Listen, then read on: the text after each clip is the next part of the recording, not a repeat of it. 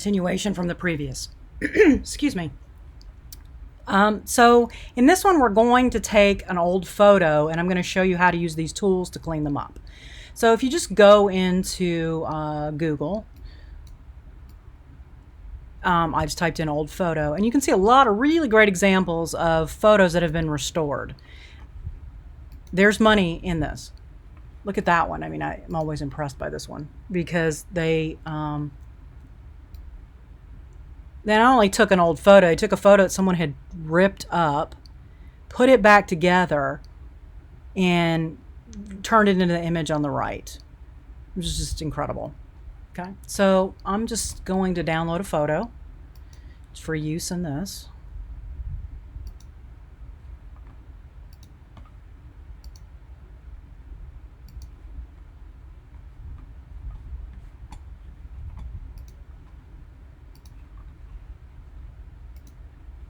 Okay, and I'm going to pull this off so I can.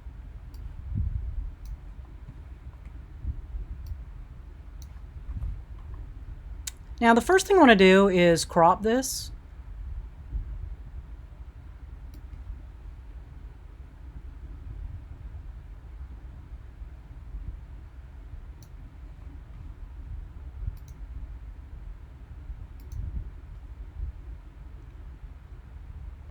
There's literally no reason to spend your time doing work on something you're not going to keep.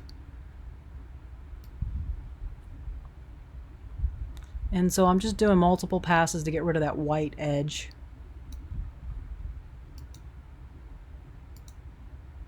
Because we can go back and add a new white edge later if we want one. And I'll show you how to do that. Okay, so I got rid of the white boundary, which was kind of, I think I got it all. Oh, looks like there's a little bit still at the top. The purpose of that boundary is for so that it fits in a frame without cutting off part of the image. Okay, and so all I'm doing here is using my rectangular selection tool and telling the image to crop it to that selection tool. And it works pretty nice. Okay.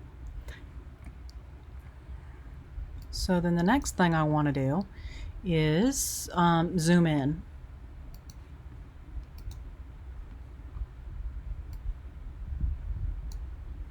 Now, one of the things you can do is you've got a filter,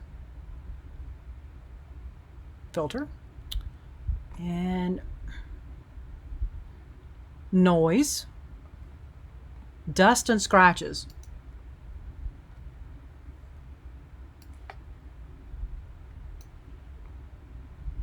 Now, hopefully, if you're going to do this for someone, you have the original photo and you can scan it at 300 ppi and work at a higher resolution image. I just pulled this off the internet, so the resolution is very low. This is going to, you see it's pixelating the photo a little bit more, and I might not be able to use this.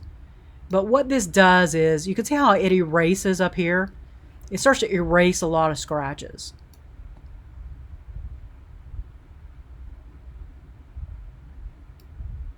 Yeah, you can start to see that happening as I increase this. The problem is it pulls out too much detail in their face because this is a...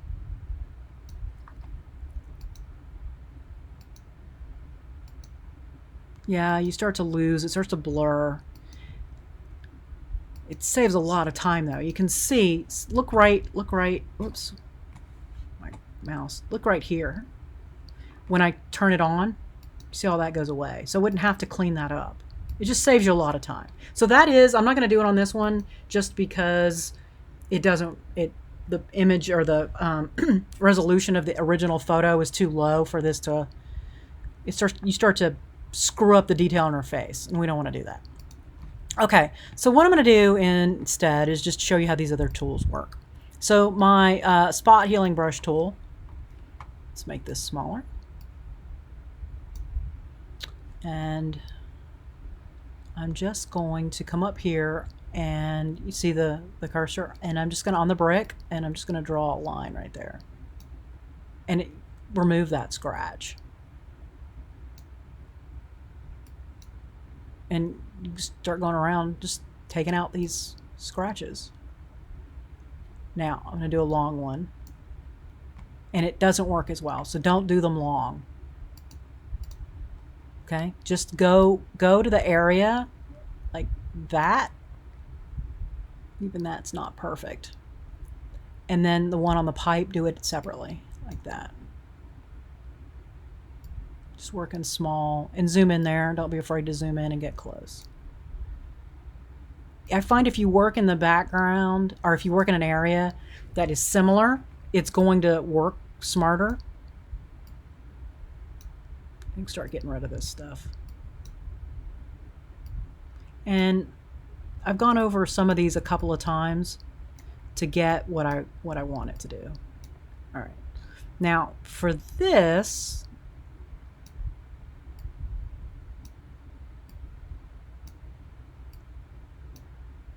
it's not working very well, is it?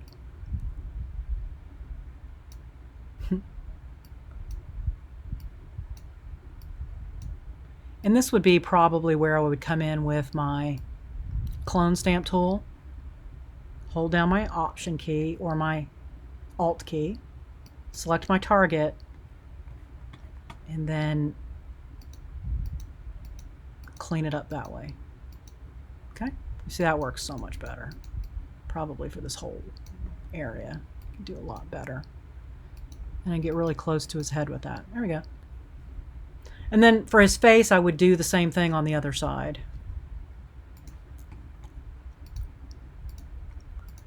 Okay, this one's going to be really difficult. I had to get one that was hard. It's usually easier to start with something simple.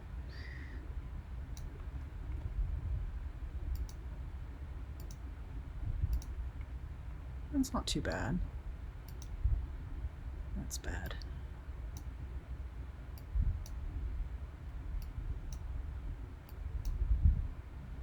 It's not too bad.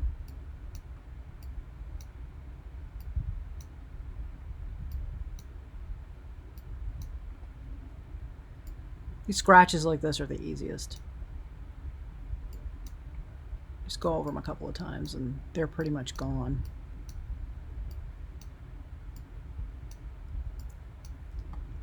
But see, I'm just working in similar blocks. It works better than if you try to follow that thing all the way across an entire scratch.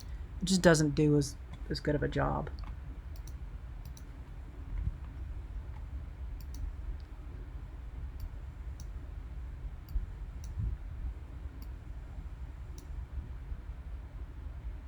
It's kind of blurry, so it's hard to...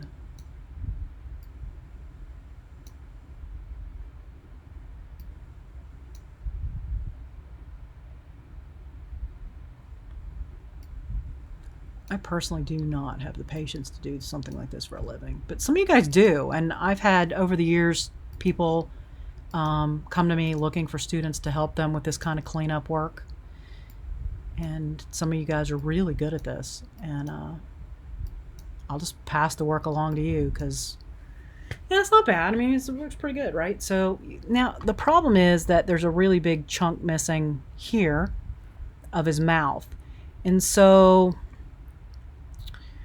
what might work is to copy the part of his mouth that I have. It might. Sometimes this works. Edit, copy, edit, paste. And then on that little piece that's now layer 1, image, oh, sorry, edit, transform. Whoops, wrong one. I always get these backwards. Edit, transform, flip vertical. Okay, and now it's the mouth that I might be able to... Oh, I really messed that up, didn't I?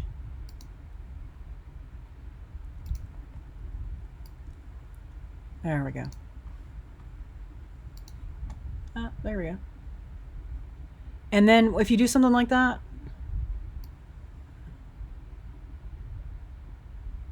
you'll have to clean it up. Just use that nudge to get it in place. But see, that worked pretty good. And then you might want to take your eraser tool and make sure you've got a small brush and the hardness is 0. And then just come along that edge. Oh, sorry. Put the flow at 50. I forgot to tell you that. Put the flow at 50. And then just clean around that edge. Soften that edge. Like that. And then layer. Flatten image. And I got rid of that large, wide piece that I wasn't. And I would do the same thing maybe with his face over here. Now, still have his mouth in here, and that may be just a matter of really zooming in there and getting a really small brush. I mean, really small. Whoops, not that, it's quite that small.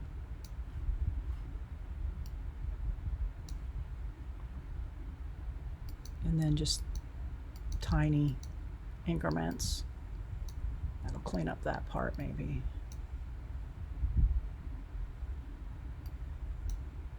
Nope, see, it's not. Let's come at it this way. There we go.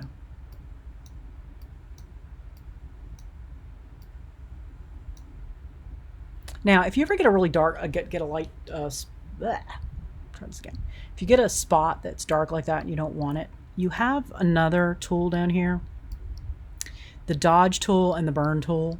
These are techniques that were used in darkroom. Literally, you dodged and burned. And dodged meant you prevented the light from hitting the light-sensitive paper, and burn meant you restricted the light so that you added more light. So in this case, if I use this dodge tool,